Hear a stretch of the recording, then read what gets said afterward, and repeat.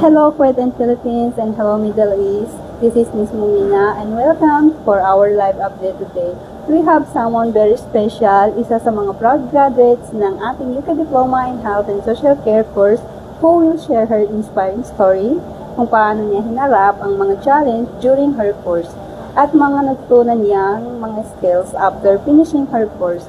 Let's all welcome Ma'am Aida. Please introduce yourself. Hello everyone, I am Aida Sagosay Rojo, 33 years of age, taga Bukidnon, Philippines, currently working here in Kuwait for 10 years. Finally, no more what ifs because one of my what ifs is already answered. Kasi isa na po ako sa estudyanteng nangarap lang noon, ngayon nakapagtapos na rin sa UK Diploma in Health and Social Care Level 4. Wow, congratulations po, ma'am. Thank you po. So, ma'am, can you share with us kung ano po yung naging motivation niyo para kunin ang course na ito? Yung motivation ko po sa pagkuha sa course na to is especially yung family ko po way back in my country home, sila mama at papa po talaga. So, paano naman po, ma'am, ang pagiging buhay bilang isang OFW? Buhay po bilang isang OFW, hindi po madali. My life is being OFW is like a ride of a roller coaster. Yes. There is ups and downs, but thanks God kasi lahat ng mga challenges at struggles na yon ay na-overcome. Yes, that's good to hear. So, ano naman po, ma'am, yung biggest challenge mo bago ka nag-aral sa ICSE? Yung biggest challenge ko po is isa na yung yung homesick sa pamilya, tapos yung hindi ko nakuha yung day off ko every Friday. But thanks God na every Friday day off ko talaga na kasi gusto ko mag-aral dito sa EXA, yon.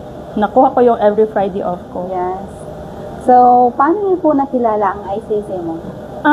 Matagal ko na siyang kilala, way back 2016, and mostly sa kakilala ko, dito na sila galing. Nag-aral na sila, dito. Okay, so bakit mo napili ang ICSE para sa Health and Social Care Training course mo? Napili ko pong EXA kasi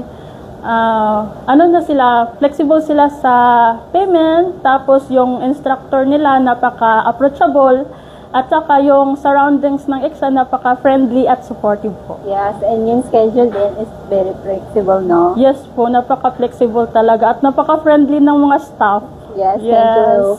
So, ano naman po, ma'am, yung pinaka-helpful na natutunan mo sa course? Ang dami. Sa healthcare topics talaga, ang dami kong natutunan. Isa na doon yung vital signs, yung proper pagkuha ng dugo, yon, tsaka yung paggamit ng crutches, at sa latest na topics ngayon na 7 principles ethics na sa healthcare, yon, importante talaga. So, paano mo nagawang pagsabay ang work mo sa pag-aaral po? Isa na po doon yung time management po, yon. May memorable experience ka ba sa ICSE na gusto mong i-share sa iba? Ang dami pong memorable. Isa na doon sa marami kang natutunan dito sa EXA, marami ka pang nakilalang bagong kaibigan, yes. At saka isa sa mga activities ni Sir, yon, marami akong nakuhang mga certificate. Yan. Yes, nakita nga namin na lagi kang big winner daw. Yan nga. Proud ako sa sarili ko. Yes. So, pwede mo bang i-describe ang iyong instructor mo? Si Sir Mark, napaka-smooth niya po sa pagtuturo. Napakagaling niya sa larangan ng pagtuturo talaga. Ang dami niyang activities, ang dami niyang techniques sa pagtuturo. Ang galing talaga ni Sir Mark sa larangan na to. So, ano naman po yung message niyo po para po kay Sir Mark Kevin? Kay Sir Mark Jacos, thank you so much, sir, from the bottom of my heart for all the knowledge and support that you provide throughout this course, sir. Thank you so much, sir. So, ano naman po, ma'am, yung advice na gusto mong i-advise po para po sa mga mag-aaral ng health and social care? Kaya nyo yan. Huwag kayong mawalan ng pag-aasa. Trust the process lang po at huwag kayong paghinaan ng loob. Huwag kayong matakot magkamali kasi alam naman natin sa pagkakamali natin, dyan tayo matututo. Yes.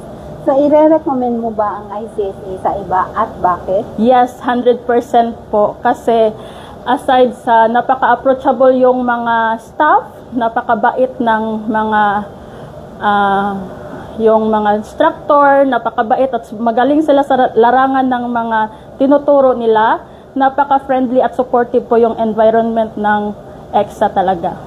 Ano ang mensahe mo sa kapwa mo student na patuloy sa pag-aaral ngayon? Yon, sa mga kapwa ko student na nandyan pa po, patuloy nyo lang yung pangarap nyo po at trust the process. At don't forget to pray to our God na i-guide tayo sa lahat ng ating mga pangarap sa buhay. Yes. May message ka ba sa ICSA at para sa future student?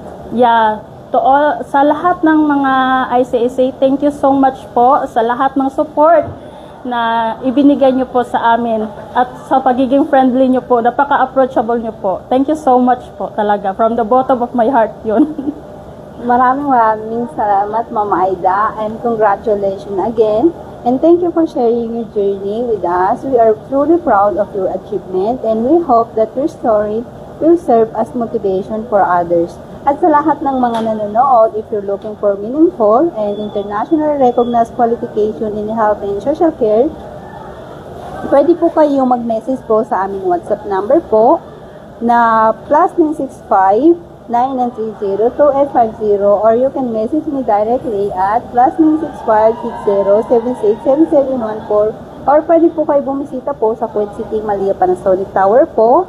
And once again po, this is Miss Mumina po ang nagsasabing ICSA is your partner in success. Yes. Thank you, Miss Aida, again. Thank and you. Congratulations po. And, yeah.